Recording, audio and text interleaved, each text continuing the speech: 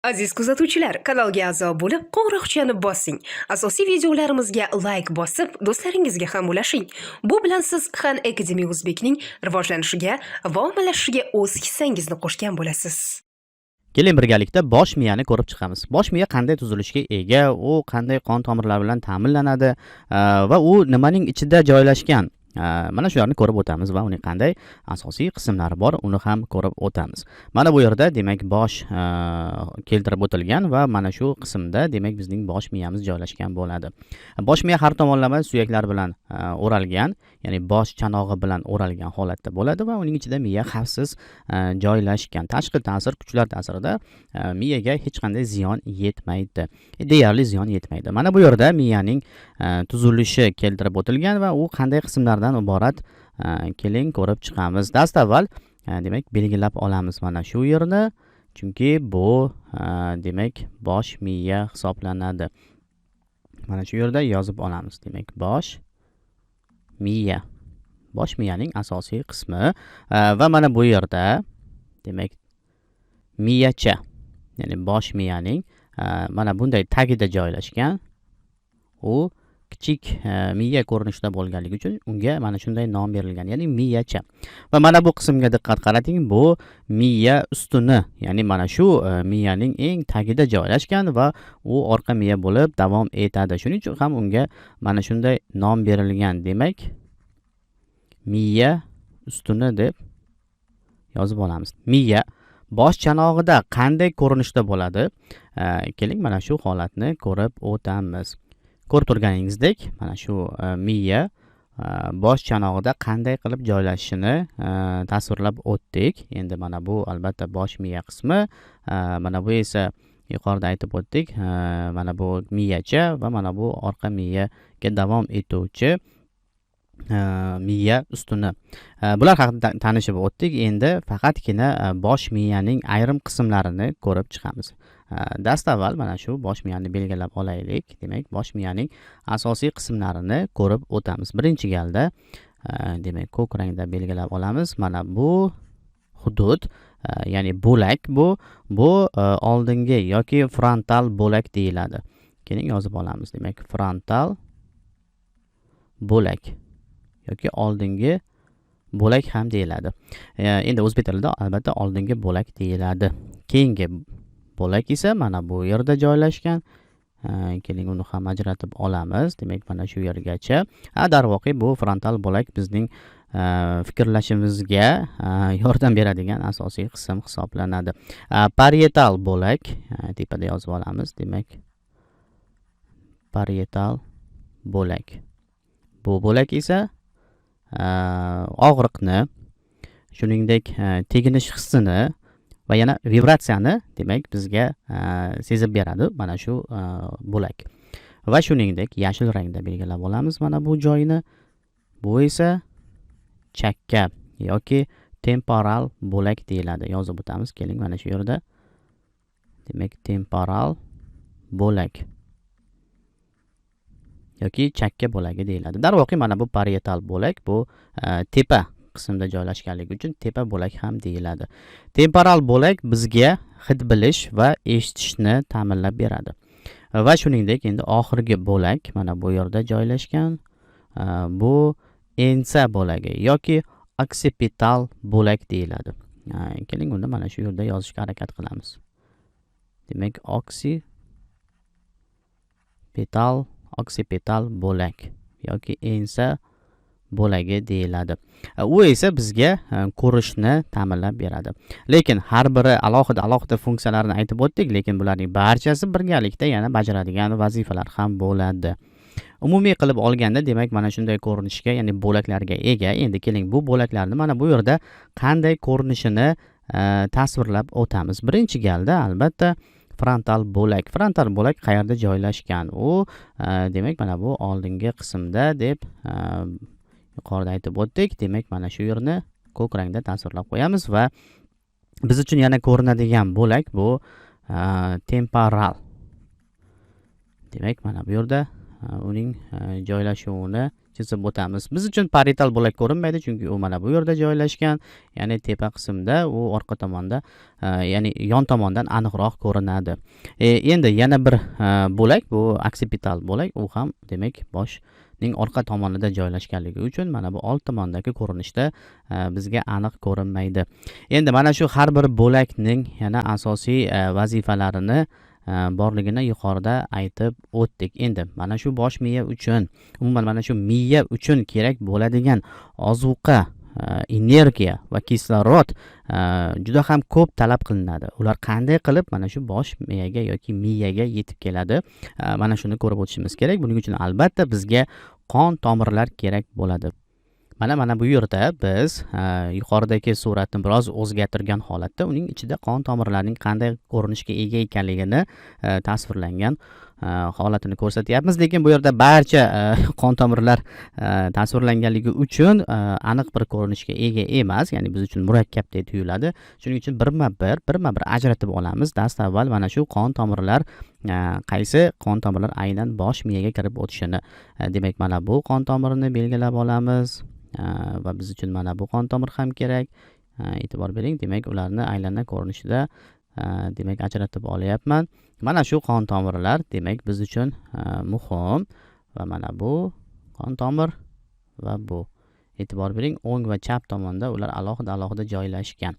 Birinchi galda ikkita mana bu yirik qon tomirdan kirib kelayotgan qon tomirlarni ajratib olamiz. Birinchisi bu demak o'ng, ya'ni o'ng tomonda joylashganligi uchun o'ng ichki uyqu arteriyasi. Keling shu so'zni qisqa qilib ichki uyqu arteriyasi deb belgilab olamiz. Darvoqe biz faqatgina arterial qon tomirlarini gaplashyapmiz. Ularning ichidan arteriya qoni oqadi. Albatta o'ng tomonda bo'lganidek, endi chap tomonda ham xuddi shunday chap ichki uyqu arteriyasi bo'ladi. Va mana bu esa, ya'ni kichikroq ko'rinishdagi, ingichkaroq ko'rinishdagi qon tomir, bu umurtqaning ichidan o'tganligi uchun u umurtqa arteriyasi deyiladi. Demak, u ham o'ng va chap tomonga bo'ladi. Demak, o'ng umurtqa arteriyasi va chap umurtqa arteriyasiga ajratiladi. Ular umurtqa pog'onasining, umurtqa suyaklarining ichidan o'tib boradi va boshga tomon yo'naladi. Chap uyqu arteriyasi esa, ya'ni uyqu arteriyalari esa, ya'ni ichki uyqu arteriyalari esa bular bo'yin qismining oldingi hududida joylashgan, ya'ni oldinroqda joylashgan bo'ladi. Umurtqa arteriyalari esa ular orqaroqda umurtqaning ichi bo'ylab ichkariga qarab kirib boradi. Va e'tibor bering, ular mana bu yerda birlashyapti.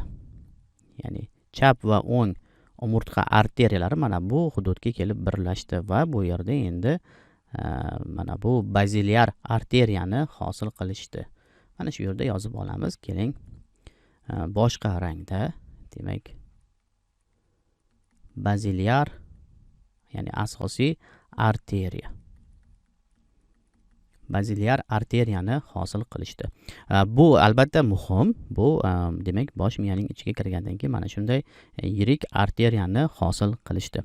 Endi suratni yangilaymiz. Mana bu yerda yana bir suratni sizga namoyish qilmoqchiman. Bu suratda biz demak mana shu qon tomirlarga pastki tomondan qarayapmiz. Ya'ni mana shu boshni shundoq kessak, demak biz tagidan qarasak, ya'ni mana bu tomondan unga tikka qarasak, shunda biz mana bu suratni ko'ramiz. Demak, bu pastki surat. Keling, birozgina tasvirimizni o'zgartiramiz joyini va mana shu tarzda demak pastki ko'rinish. Pastki ko'rinish. Albatta bu yerda yana ham murakkab tasvir paydo bo'ldi biz uchun. Lekin birma-bir ajratib olsak, bu ham biz uchun qiyinchilik tug'dirmaydi. Demak, boshladik. Dastavval boshning ichiga kirib kelayotgan qon tomirlarni ajratib olishimiz kerak. Biz yuqorida aytgan edik, mana bu alohida uni belgilab olamiz. Demak, mana bu baziliar qon tomir deb bu haqda dastavval gaplashib olgan edik. Mana o'sha baziliar qon tomir. Mana bu yerda joylashgan. Demak, u ikkita umurtqa pog'onasining ichidan chiqib kelayotgan, kirib kelayotgan ikkita qon tomirining birlashishidan paydo bo'lgan asosiy qon tomir. Va biz uchun muhim bo'lgan ichki uyqu arteriyalarining davomi qanday bo'ladi?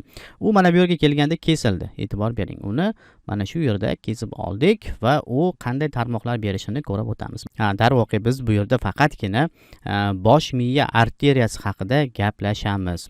Demak biz mana bu yerda aniqlik kiritib olamiz. Ya'ni bosh miyaning arteriyalari haqida gaplashamiz. Demak mana bu yerda bosh miya.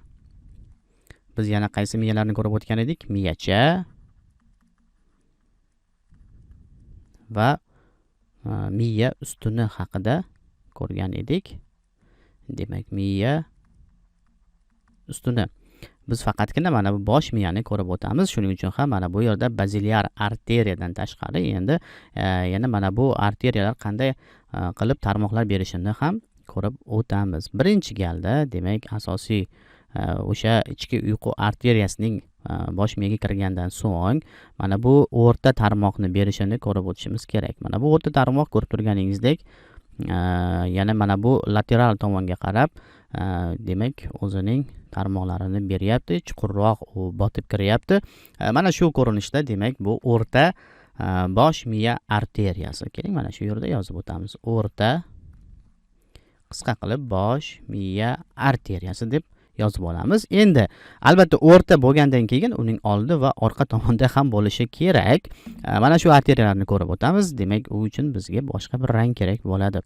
Dastavval mana bu arteriyalarni belgilab olamiz. Uning ichini ham xuddi shunday demak bo'yab olamiz. Mana shu arteriya, e'tibor bering, u orqa tomonga qarab yo'nalyapti. Va mana bu yerda ham xuddi shunday. Mana u orqa tomonga qarab yo'naldi va mana bu yerda miyachagacha ham yetib boryapti. Demak, u yog'i kerak emas. Bizga faqat biz bosh miyaning qon tomirlari bilan ta'minlanishini ko'rib o'tayapmiz. Demak, mana shu qon tomir bu orqa bosh miya arteriyasi. Demak, orqa bosh miya arteriyasi. Endi albatta oldingi qism ham bor edi deb aytib o'tdik. Mana shu oldingi qismni topib olishimiz kerak. U qaysi arteriya? U demak mana bu oldingi tomon yo'nalgan. E'tibor bering, mana shu arteriya u miyaning mana bu ichki qatlamini qon bilan ta'minlaydi va u mana shu tarzda oldingi tomon yo'naladi. Demak, u oldingi bosh miya arteriyasi. Mana biz o'zimizga kerakli bo'lgan 3 ta bosh miya arteriyasini demak ajratib oldik va ular, e'tibor bering, juda ham bir ajoyib halqani hosil qilishadi. Keling, mana shu halqani hosil qilishda ishtirok etuvchi qon tomirlarini ko'rib o'tamiz. Ya'ni ular oldingi, orqa va o'rta arteriyalar o'zaro mana bu ko'priklar yordamida birlashadi. Keling, shu ko'prikni mana bu rang bilan tasvirlaymiz. Mana shu tarzda ular birlashdi. Va orqa tomonda ham xuddi shunday mana shu umumlashtiruvchi, ya'ni ko'prik hosil qiluvchi arteriyalar bor. Bu arteriyalar mana shu yerda joylashgan. Ko'rib turibsiz, ularning joylashuvi natijasida bir ajoyib mana shunday halqa hosil bo'ldi. Bu halqani keling mana bu tarzda demak ajratib olamiz va mana shu halqaning ahamiyatli tomonini hozir birozdan so'ng gaplashamiz. Keling, dastavval uning nomini yozib olamiz. Bu Willising halqasi deyiladi. Yozib olaylik. Demak, Willising halqasi. Willising halqasi mana shu tarzda paydo bo'ldi. Oldingi, o'rta va orqa arteriyalarda mana shunday bog'lamlar paydo bo'lib, ya'ni ko'priklar yordamida arteriyalar birlashdi va bu yerda Willising halqasi paydo bo'ldi. Darvoqe biz mana bu yerda baziliar arteriyaning keyingi tarmoqlarini ham tasvirlab qo'yishimiz kerak. U mana shu yergacha, ya'ni miya ustunigacha davom etayapti va miya ustuni bu yerda o'z navbatida yana orqa miyaga davom etadi. Demak, biz uchun mana bu Willising halqasi qanday muhim ahamiyatga ega? Mana bu suratda ham uni tasvirlab olishimiz kerak. Mana shu yerda demak Willising halqasi paydo bo'ladi. E'tibor bering, ichki uyqu arteriyasi va mana bu umurtqa arteriyalari birgalikda mana shu Willising halqasini paydo qiladi. Buning ahamiyati nimada? Agarda mana shu bosh miyaga kirib kelayotgan, ya'ni mana bu bosh chanog'iga kirib kelayotgan qon tomirlarining birida mana shu yerda aytaylik tiqilish paydo bo'ldi, ya'ni tromb, embol paydo bo'ldi va u qon oqimining harakatiga xalaqit beryapti.